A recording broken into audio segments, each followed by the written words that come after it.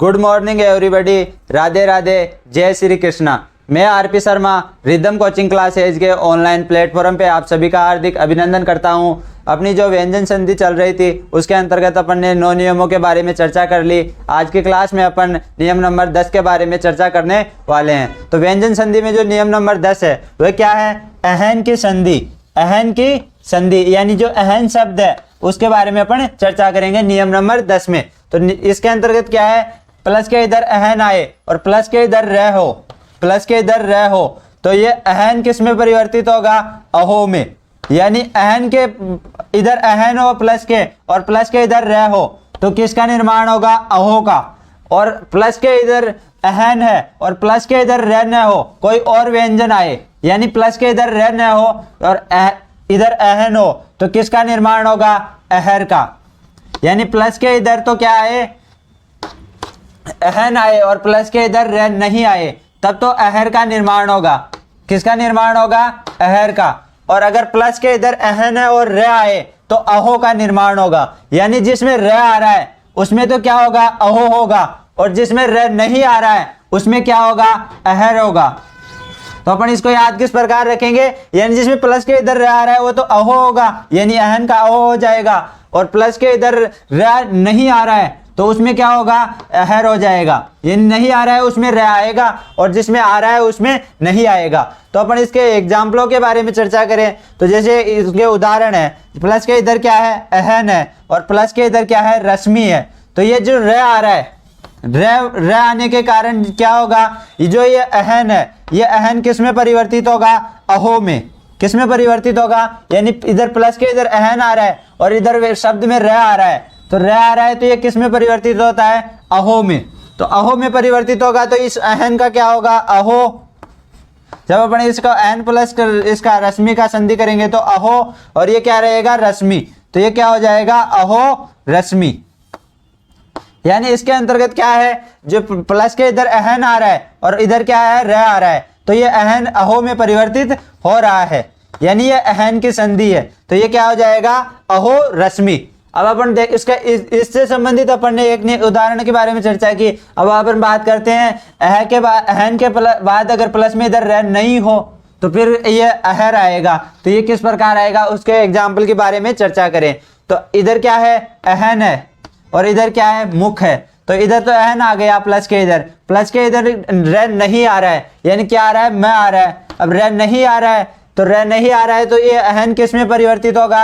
अहर में परिवर्तित होगा। तो जब अपन इसको अहर में परिवर्तित करेंगे अहन को, तो ये क्या हो जाएगा? अहन अहर हो जाएगा, क्योंकि इसके इधर क्या है? रह वर्ण नहीं आ रहा है, तो रह वर्ण नहीं आ रहा है तो ये अहर में आएगा, परिवर्तित होगा। और यदि रह वर्ण आ रहा होता तो ये किस में परिवर्तित हो जाता? अहो में परिवर्तित होता। तो अब ये अहर हो गया, प्लस इधर क्या है? मुख है। तो अपन जब इस शब्द का संधि करेंगे तो ये क्या होगा? ये क्या होगा? जब अपन इस शब्द की संधि करेंगे तो अ है और र के अधूरा है, तो र किसके ऊपर चला जाएगा? मैं के ऊपर। तो र कहाँ चला गया? मैं के ऊपर। और ये क्या हो गया? अहर मुख। तो ये क्या होगा? यानी जो इसके अगर अहन के इधर र नहीं हो तो अहर किस में परिवर्तित हो? अहन अहर में परिवर्तित हो जाएगा। तो इसके अपन ने एग्जाम्पल के बारे में चर्चा की। अब अपन अगले एग्जाम्पल की बात करें तो अगला एग्जाम्पल है अपना अहन प्लस रात्रि। अहन प्लस रात्रि, तो अहन रात्रि में इधर रह आ रहा है, तो रह आ रहा है तो ये किस में परिवर्तित होगा? अहो में। अब इधर प्लस के इधर रह आ रहा है तो ये अहन अहो में परिवर्तित हो जाएगा। तो ये अहन तो अहो में परिवर्तित हो गया और इधर क्या बचेगा? रात्रि। जब अपन रात्रि शब्द में जब अहो को संधि करेंगे तो यहाँ पर क्या हो जाएगा? जो ये ई की मात्रा है वह विलुप्त हो जाएगी। यानी इसका जब अपन इस अहो रात्रि नहीं कर सकते, अहो रात्रि, अगर ये अहो रात्रि लिख देंगे तो वो गलत हो जाएगा। इसको अपन को क्या करना पड़ेगा? अहो रात्र करना पड़ेगा। अहोरात्र करना पड़ेगा मतलब क्या होगा? इसमें ये जो ई की मात्रा है वह विलुप्त हो जाएगी। यानी अहो का जब संधि करेंगे रात्रि के साथ तो ई की मात्रा विलुप्त होगी, तो ये क्या होगा? अहो रात्र हो जाएगा। तो ये सही होगा, ये अहो रात्रि क्या है? गलत हो जाएगा। तो ये जब अपन ध्यान रखने वाली बात है कि जब अहन शब्द में रह आ रहा हो तो ये अहो में तो परिवर्तित हो गया, लेकिन ये ई की मात्रा है वह विलुप्त हो जाएगी इस एग्जाम्पल के अंतर्गत। अब अपन बात करें, अगला एग्जाम्पल है अहन प्लस पति। अहन प्लस पति में क्या है, अहन है, इधर रह की मात्रा नहीं है, तो ये अहन किस में परिवर्तित होगा, ये अहन होगा अहर में। ये किस में परिवर्तित होगा, अहर में। और इधर क्या रहेगा, प्लस के इधर क्या है, पति। तो अपन जब इस शब्द की संधि करेंगे तो इस शब्द की संधि करेंगे तो क्या होगा, है और रे की मात्रा, रे अधूरा है तो रे की मात्रा इसके पै के ऊपर चली जाएगी, तो अहर पति। क्या हो जाएगा, ये अहर पति। तो अपना जो व्यंजन संधि है उसका नियम नंबर 10 क्या है, नियम नंबर 10 के अंतर्गत क्या है, अहन की संधि है। तो अहन की संधि के अंतर्गत नियम क्या है, अहन हो प्लस के इधर और इधर रह हो तो अहो का निर्माण होगा, और इधर प्लस के इधर अहन हो और रह नहीं हो तो अहर का निर्माण होगा। तो इसके एग्जाम्पलों के बारे में चर्चा की। अब अपन चर्चा करने वाले हैं नियम नंबर 11 के बारे में। हम लोग चर्चा करने वाले हैं व्यंजन संधि के नियम नंबर 11 के बारे में। तो व्यंजन संधि का नियम नंबर 11 है, वह क्या होगा कि प्लस के इधर क्या हो, तय हो, दय हो। यानी जो नियम नंबर 11 है उसके अंतर्गत क्या है, प्लस के इधर तो क्या है, तय हो, दय हो, और प्लस के इधर क्या हो, है से प्रारंभ हो रहे हो, यानी है आ रहा हो शब्द के प्रारंभ में, और प्लस के इधर तय हो, दय हो। दय तो किसके अंतर्गत होता है, संस्कृत के अंतर्गत, और तय होता है हिंदी के अंतर्गत। तो ये द तो संस्कृत के अंतर्गत होता है, तो अपने को तो हिंदी से वाले से मतलब है, यानी तय से मतलब है। तो हिंदी में क्या होता है, तय होता है, प्लस के इधर तय हो, तो तय किस में परिवर्तित होगा, द में। द में कब होगा, जब प्लस के इधर है से शब्द प्रारंभ हो रहा हो, और यह है किस में परिवर्तित होगा, है होगा द के अंतर्गत। यानी इसमें याद रखने वाली बात है कि तय तो द में परिवर्तित होगा, प्लस के इधर तय आए तब, और प्लस के इधर द हो तो है से प्रारंभ होने वाले शब्द हो तो वह द में परिवर्तित होंगे। तो अपन इसके जो उदाहरण है उनके बारे में चर्चा करते हैं। तो इसका पहला उदाहरण है उत प्लस हरण। तो उत प्लस हरण में इधर क्या है, तय है, तो प्लस के इधर क्या है, तय, और प्लस के इधर क्या है, यानी है से प्रारंभ हो रहा है शब्द। तो जो ये तय है वह तय किस में परिवर्तित होगा, तय तो हो जाएगा द में परिवर्तित हो जाएगा, और जो ये है किस में होगा, है द में परिवर्तित होगा। तो अपन जब इस शब्द की संधि करेंगे तो उत प्लस हरण का क्या होगा, उ, और जो ये द है, ये तो द आ गया, अब ये अधूरा है और ये द भी अधूरा है, तो ये द की मात्रा है वो ये द के यहाँ पर लगती है, तो उद, और लास्ट में क्या बचेगा, हरण। तो ये क्या हो जाएगा, उद हरण। यानी इसके अंतर्गत उत प्लस हरण में ये त तो द में परिवर्तित हो रहा है, और ये है वह द में परिवर्तित हो रहा है। तो इसके जब अपन संधि करेंगे तो ये क्या होगा, उदहरण। अगला एग्जाम्पल है अपना पत प्लस हति। तो पत में ये प्लस से इधर क्या है, त वर्ण है, और प्लस से इधर क्या है से प्रारंभ हो रहा है। तो अपना नियम क्या कहता है, जब इधर त आए और इधर है हो तो त किस में परिवर्तित होता है, द में, और जो ये है किस में परिवर्तित होगा, द में। तो अपन जब इस शब्द की संधि करेंगे तो क्या होगा, पे, और जो ये त तो द में परिवर्तित हो गया तो ये द आ जाएगा। द क्या है, अधूरा है, और इधर ये जो है किस में, द में परिवर्तित हो गया, तो द किस कहाँ पर आएगा, यहाँ पर आ जाएगा, और लास्ट में क्या बचेगा, ती। तो ये किस शब्द का निर्माण होगा, पद्धति। पद्धति शब्द का निर्माण किससे होगा, पत प्लस हति से। तो पत के अंतर्गत त द में परिवर्तित होगा और है ध में परिवर्तित होगा। तो अपन अगले एग्जाम्पल की बात करें तो अगला एग्जाम्पल भी ये क्या है, तत् प्लस हित। तो तत् प्लस हित में यहाँ पर तय है, वह किस में है, तय तो है द में परिवर्तित होगा, और यह है किस में परिवर्तित होगा, ध में। तो अपन जब इस शब्द की संधि करेंगे तो इस संधि करेंगे तब क्या होगा, तय आ जाएगा। तय के बाद ये तय है, तय किस में, द में परिवर्तित हो गया, तो ये क्या आ गया, द आ गया। द अधूरा है तो इसके अंतर्गत जो ये है किस में परिवर्तित हो रहा है, ध में, और ये क्या है, ई की मात्रा है इसके है के ऊपर, तो ये किसके, द के ऊपर आ जाएगी, तो ये दी हो गया, और इधर क्या बचेगा, तय। तो ये क्या हो जाएगा, तद्दित। जब हम तत् प्लस हित शब्द की जब संधि करेंगे तो किसका निर्माण होगा, तद्दित। उसके बाद अपना अगला एग्जाम्पल है उत प्लस हार। तो उत प्लस आर के अंतर्गत क्या है, यहाँ पर क्या आ रहा है, तय वर्ण आ रहा है, तो तय वर्ण आ रहा है, और प्लस के इधर क्या है से प्रारंभ होने वाले शब्द है। तो ये तय वर्ण किस में परिवर्तित होगा, ये द में परिवर्तित हो जाएगा, और ये है किस में होगा, ये ध में परिवर्तित होगा। तो अपन जब इस शब्द की संधि करेंगे, सब संधि करेंगे तो क्या होगा, उ, और ये द में परिवर्तित हो गया, और ये है वो किसमें, ध में, और ये आ की मात्रा आ जाएगी और र, तो ये क्या हो जाएगा, उद्धार।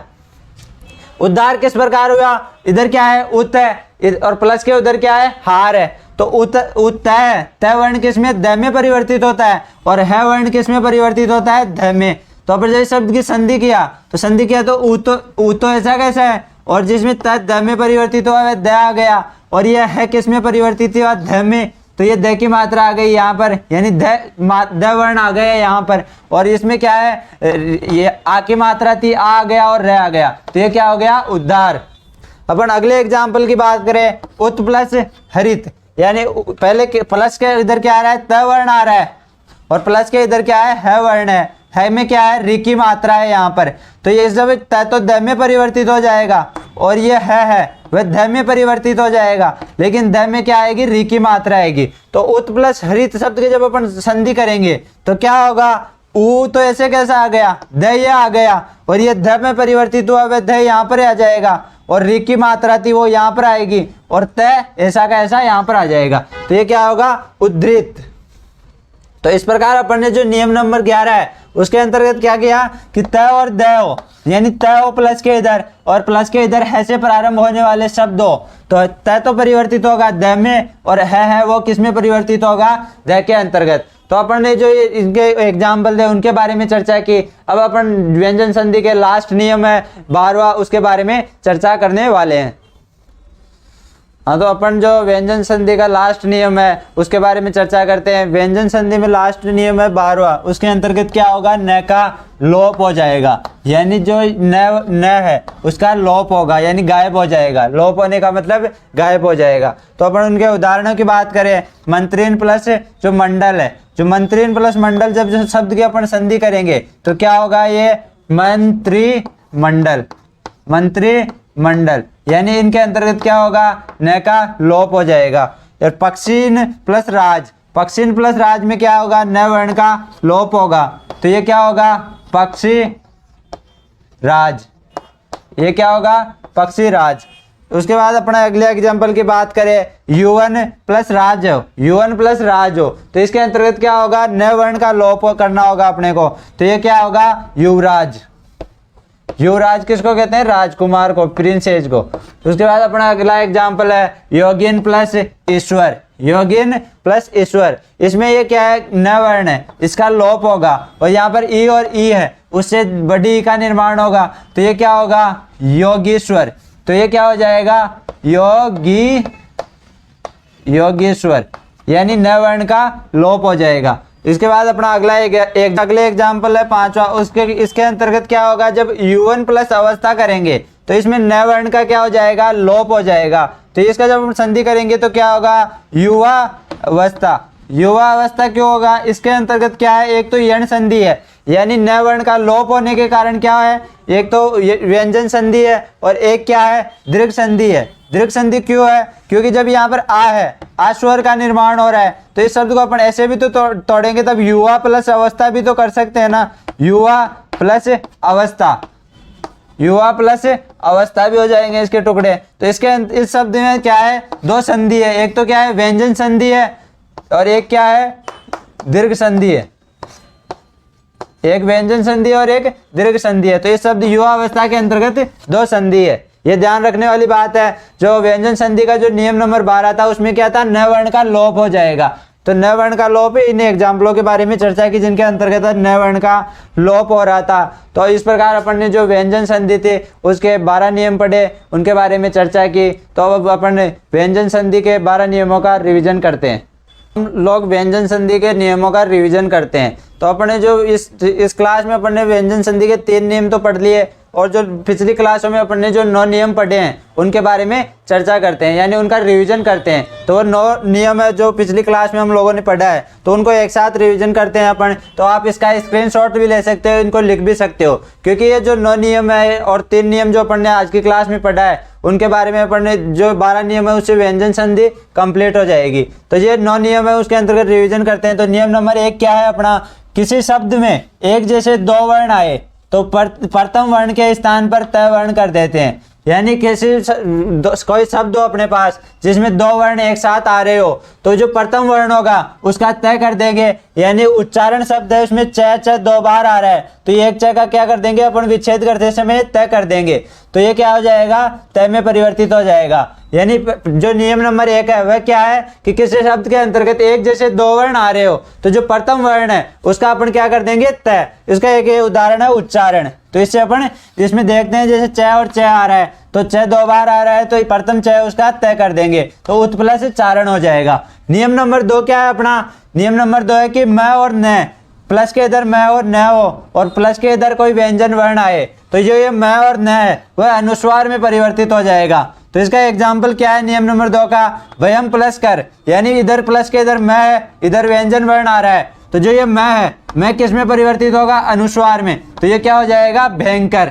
उसके बाद अपन बात करते हैं नियम नंबर 3 के बारे में। तो नियम नंबर 3 क्या था अपना, कि किसी शब्द में तीसरा वर्ण आए वर्ग का, तो जो उसके स्थान पर वर्ग का प्रथम वर्ण कर देते हैं। यानी वर्ग का तीसरे वर्ण कौन कौन से, ग, ज, ड, द और ब, ये तीसरे वर्ण है, ये आए तो इनको किस में परिवर्तित करेंगे, वर्ग के प्रथम वर्णों में। तो एग्जाम्पल है वागीश है, तो ग है वह वर्ग का कौन सा है, तीसरा वर्ण है, तो इसको किस में परिवर्तित करेंगे, प्रथम वर्ण में। तो ग का प्रथम वर्ण क्या होगा, क। जब अपन इसका संधि विच्छेद करेंगे तो क्या होगा, वाक प्लस ईस। नियम नंबर 4 क्या है, तय प्लस के इधर क्या हो, तय और द हो, और प्लस के इधर अगर स आ रहा हो तो अब जो तय और द है वह तो च में परिवर्तित होंगे, और जो ये स है वह छ में परिवर्तित हो जाएगा। तो इसके अंतर्गत क्या है, उत प्लस श्वास, तो उत में यहाँ तो तय आ रहा है तो तय तो च में परिवर्तित होगा, और जो ये स है वह छ में परिवर्तित हो जाएगा। उसके बाद अपन बात करते हैं नियम नंबर 5 के बारे में। तो नियम नंबर 5 में अपन ने क्या पढ़ा था कि जैसे ये 6 वर्ण हो, क, ख, त और पैस है, ये इन वर्णों से पहले अगर तय वर्ण आया हो, इन वर्णों से पहले क्या, अगर तय वर्ण आया हो तो संधि विच्छेद करते समय तय का द हो जाएगा। इन 6 वर्णों को ध्यान रखना होगा, इनसे पहले क, ख, त, द और पैसे से पहले अगर अर्ध तय वर्ण आया हो तो तय का क्या हो जाएगा, द हो जाएगा। तो इनका क्या होगा, उत्खनन। तो उत्खनन का जब अपन संधि विच्छेद करेंगे तो क्या होगा, ये तय से पहले क आ रहा है, यानी क आ रहा है, कैसे पहले ये तय वर्ण आ रहा है, तो तय वर्ण किस में परिवर्तित हो रहा है, द में, तो ये क्या हो जाएगा, उद प्लस खनन। नियम नंबर 6 क्या है, नियम नंबर 6 है कि किसी शब्द में 2 पंचम वर्ण आए। पंचम वर्ण कौन से होते हैं, जो अण है, न है, न है, म है, ये पंचम वर्ण होते हैं। तो ये पंचम वर्ण आए तो उनके स्थान पर, पहले के स्थान पर उसी वर्ग का प्रथम वर्ण हो जाएगा। यानी कहने का मतलब जो पंचम वर्ण है उन वो 2 आए तो जो प्रथम पंचम वर्ण होगा उसमें वो वर्ग का प्रथम वर्ण में परिवर्तित हो जाएगा। यानी इसमें न और म क्या है, पंचम वर्ण है उन्मूलन में। तो ये जो पंचम वर्ण में प्रथम पंचम वर्ण है न, ये वर्ग के प्रथम वर्ण में परिवर्तित होगा। तो न के वर्ग के प्रथम वर्ण क्या होगा, तय, तो ये क्या हो जाएगा, उत प्लस मूलन। नियम नंबर 7 क्या है, मूर्धन्यकरण व्यंजन।